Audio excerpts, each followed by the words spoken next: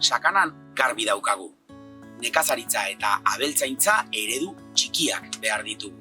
Giza neurrikoak, lurrari lotuta bizi direnak, inguruko baliabideak baliatu eta ingurua elikatzen dutenak.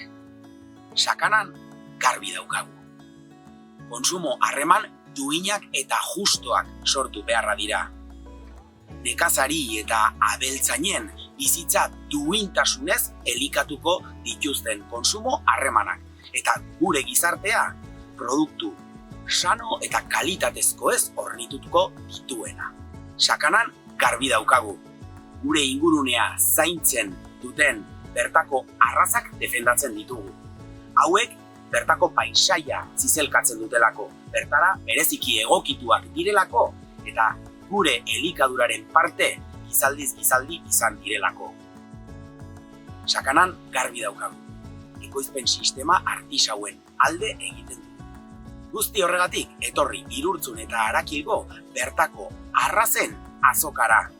Irailaren 18an eutsi herriari eta lotu lurrari.